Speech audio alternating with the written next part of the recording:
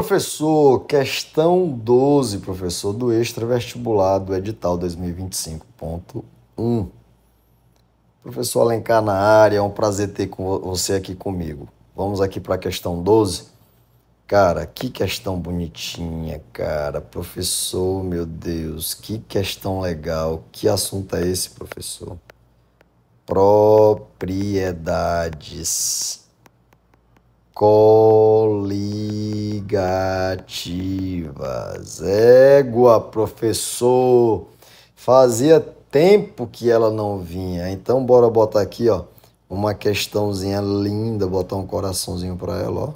Questão linda. Cara, veio na hora. Questão boa. Não foi uma questão difícil, tá? Se você pelo menos já viu algum momento esse assunto, né? Você deu uma revisadinha, tu conseguiu acertar de boa, tá bom? Mas vamos aqui comigo, ele já vem direto aqui para as afirmativas e tudo. Só que antes de vir para as afirmativas, deixa eu te dar uma explicaçãozinha rápida aqui, cara. Ó, vem aqui comigo, deixa eu te explicar uma parada. Uma propriedade coligativa significa dizer que é algo físico que está coligado a alguma coisa, tá? Então, são propriedades que estão coligadas devido a uma alteração daquilo que estava puro, tá bom? Então, imagina, por exemplo, você tem aqui, ó, eu vou botar aqui, ó, água, só água. Então, vamos botar assim, uma água. Deixa eu botar aqui aqui, vamos botar assim, ó, água pura. Água pura, somente água, tá bom? Aí alguém chega e diz assim, professor, eu botei sal aqui dentro. Tchau, botei sal, tá? O sal, ele é o quê? Ele é um soluto não volátil. Ah, é verdade, é um soluto não volátil. Então, o que vai acontecer com ele, professor? Cara, o sal vai interagir com as moléculas de água, certo? Naquele processo de solvatação, em que a água vai tentar separar o cátion do ânion, tá ligado? Então, a água ela já tem uma interação com outra água. E agora nós temos mais sal para ela interagir. Aí eu te pergunto, nós teremos mais ou menos interações? Mais interações. Então, pensa agora aqui comigo.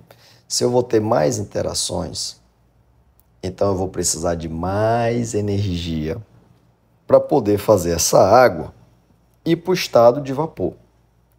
Ok?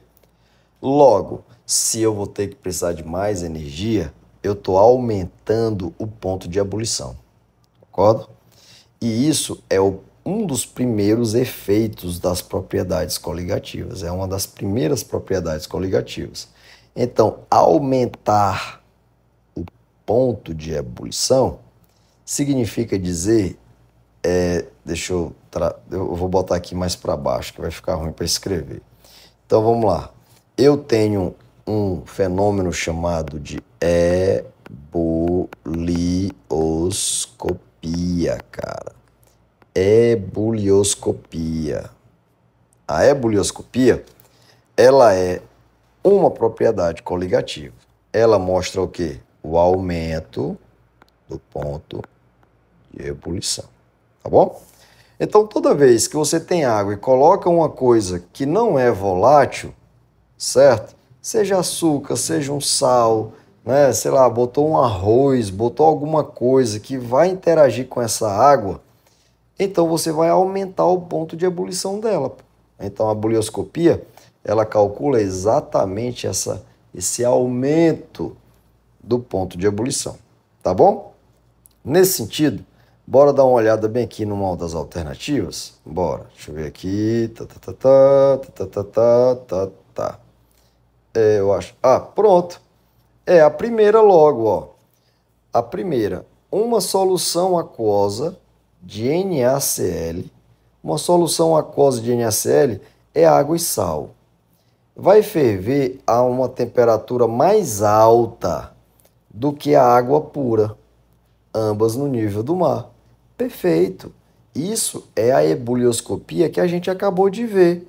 Então, colocando o sal na água, você promove um aumento da temperatura de ebulição. Por quê, professor? Porque você vai aumentar o número de interações, água e sal.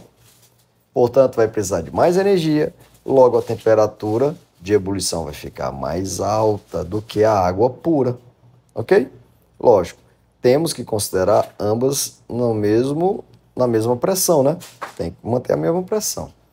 Então, essa afirmativa não está certinha, tá bom? Olha que coisa legal, né? Agora, um outro efeito que nós temos, né, que a gente já leva agora aqui para a segunda afirmativa, é a crioscopia. Tu já ouviu falar da crioscopia? Crioscopia. Professor, é só nome velho doido, né? Crioscopia. Crioscopia é o abaixamento do ponto de fusão. Vamos botar aqui o ponto de solidificação. O ponto de solidificação, né? Que é a fusão é o contrário. Então, é a passagem do estado líquido para o estado sólido, ok? Então, esse ponto aqui, ó, vamos supor, água pura, ela tem esse ponto aqui, essa temperatura de congelamento, né, o ponto de solidificação em 0 graus Celsius, concorda? Isso, ó, água pura, tá bom? O que acontece? Quando tu coloca um soluto não volátil, você vai dificultar essa possibilidade das moléculas de água se juntarem, se aglomerarem e ficar sólido. Então, o que vai acontecer? Tu vai diminuir o ponto de congelamento dela. Então, ela vai se congelar numa temperatura mais baixa, ok? Então, isso é crioscopia, é o abaixamento do ponto de solidificação, tá bom? Então, o item 2 ele diz assim, uma solução aquosa de glicose, água e açúcar, vai congelar a uma temperatura mais alta do que a água pura, ambas ao nível do mar, mais alta, não, vai ser mais baixa, não é mais alta, é numa temperatura mais baixa. Ah, professor, entendi. Então, essa afirmativa ela está errada, ok? Beleza, professor. Então, vamos agora aqui, ó, para outra alternativa. A outra alternativa vai falar sobre a osmoscopia. Osmoscopia. Tem a ver lá um pouco com a osmose, né, cara? Então, tem o fenômeno da osmoscopia, tá?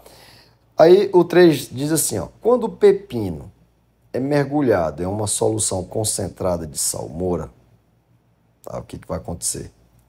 Após alguns dias, este passa a apresentar um volume menor e um aspecto murcho.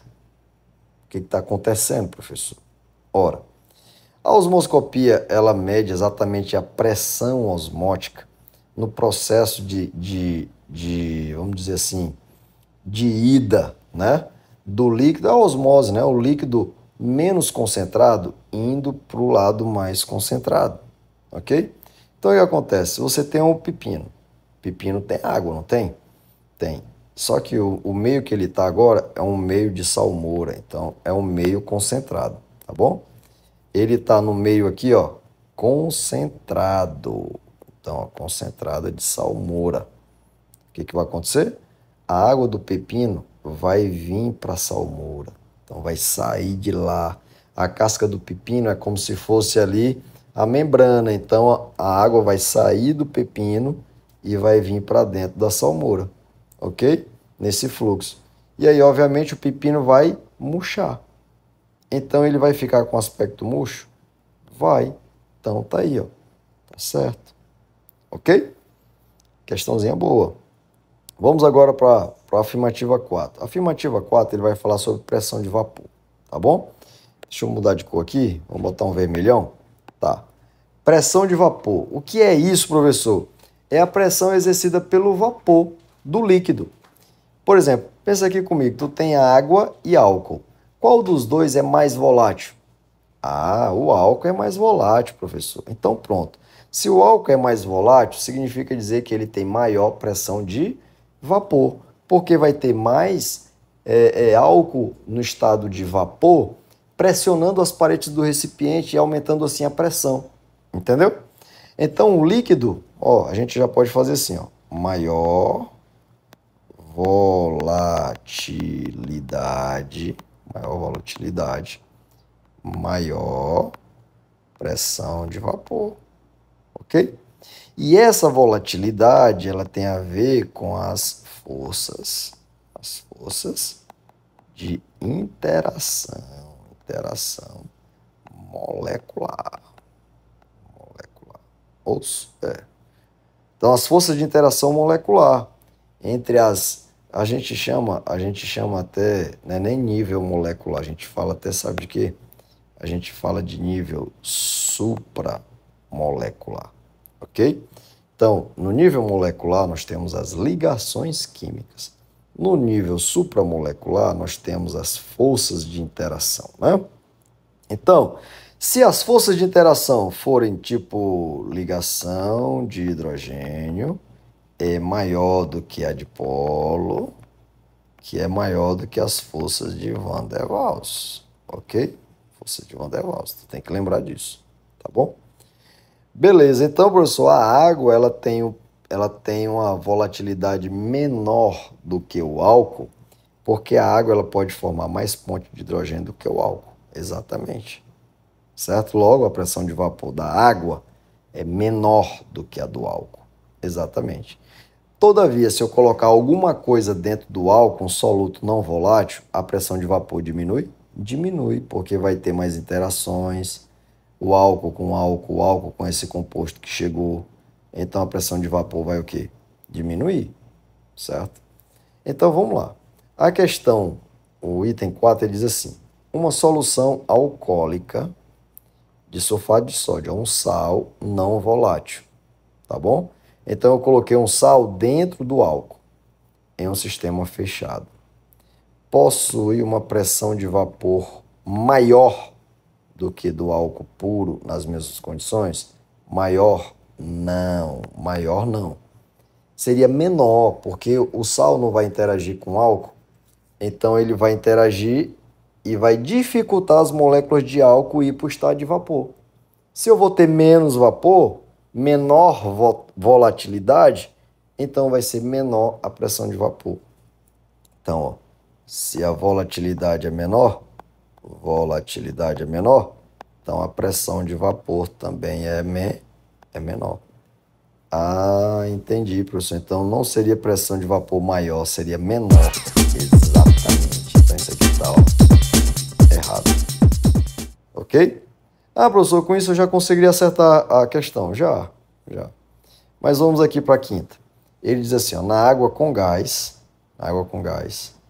Então nós temos água com gás. Então, imagina aqui a água cheia de gás. Fechadinho. Água com gás. A 60 graus Celsius, ocorre liberação do gás dissolvido com maior velocidade do que na água com gás a 10 graus Celsius? É lógico, pelo amor de Deus, é lógico que sim. Entendeu? Porque, veja bem, o gás, ele já não quer interagir muito com a água. Então, se você aumenta, ó, vamos fazer o seguinte, a solubilidade do gás. Os gases, de uma maneira geral, rapaz, essa questão é bonita, viu? Solubilidade dos gases. No geral, a solubilidade dos gases é em água fria, ok? É por isso que você vê, por exemplo, a água do mar, quando você vai tomar banho, a água do rio, do igarapé, do lago, do açude, a água normalmente não está friinha. Mesmo o tempo estando quente, normalmente a água ainda está friazinha, ok? Por quê? Porque a água fria favorece a solubilidade dos gases, do oxigênio, por exemplo, tá?